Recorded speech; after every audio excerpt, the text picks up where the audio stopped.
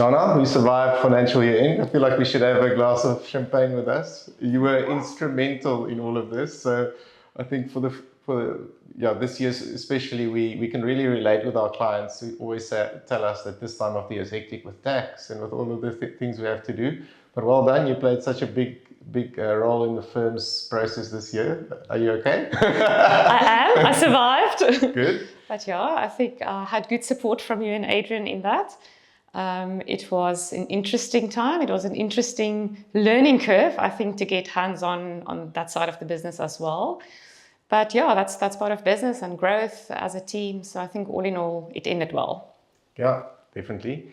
And we always have a bit of a strategy discussion in the beginning of the year. And I've been thinking about how the firm has evolved over the years. And most people will know that our typical aim is to assist clients, growth companies, in scaling through the different life stages of those companies.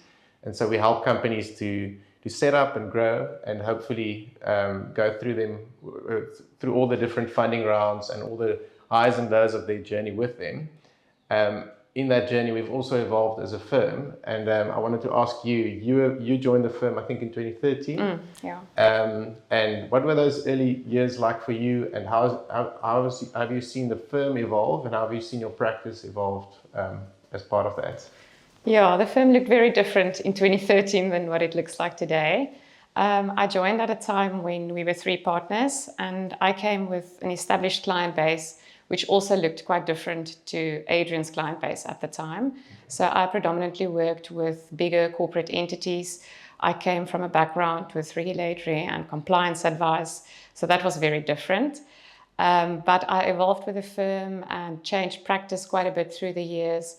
I still service some of those clients, but I've also moved into the startup environment, and I work with quite a number of startups. Lots of referrals work from Adrian came in during those first times as well, and I've grown into a commercial lawyer assisting those clients as well. And so a few years ago, you took the big leap. We all say that we won't study again while we work, and you didn't do that. You actually went and got a tax degree. Tell me a little about that, and what made you take that leap, and how's that helped your practice?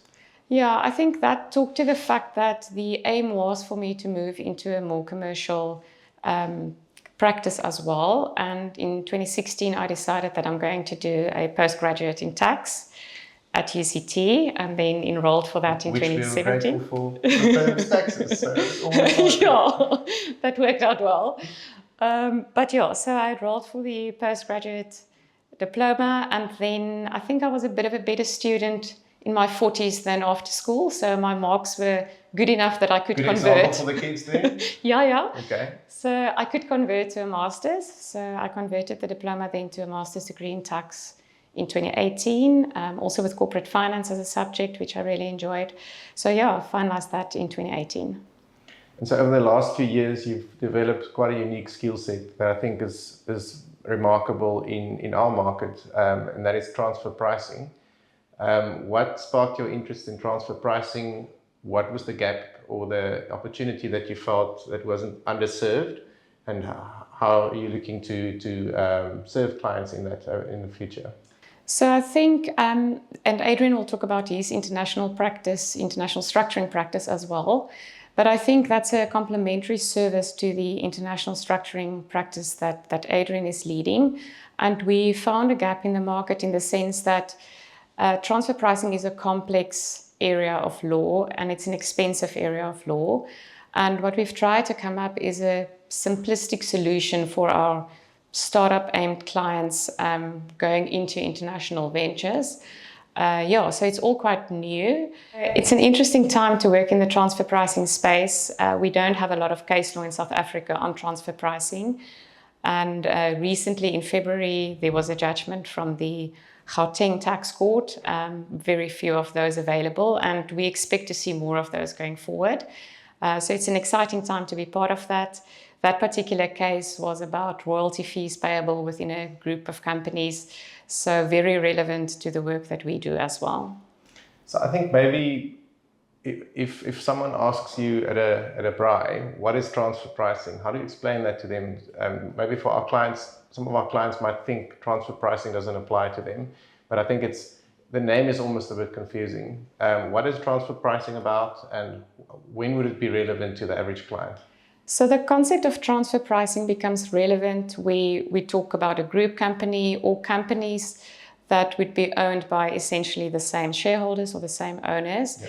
and where services are provided or licenses are provided intercompany, and to make sure basically that those would be at an arm's length price. So the principle behind that is that if you've got intercompany services or licenses or loans, whatever you do, then that should be at an arm's length price similar to what you would have charged if it was an independent party who got the service. Yeah, so it's like if you own two companies, the dealings between them should be on the same terms that it would have been if it was two unrelated companies. Correct. Okay, interesting. Yeah, thanks. I think that's very exciting for me to see how you go this year with the transfer pricing. You've already made so much progress, and yeah, watching your practice grow from strength to strength is amazing for us. Yeah, great. Thanks.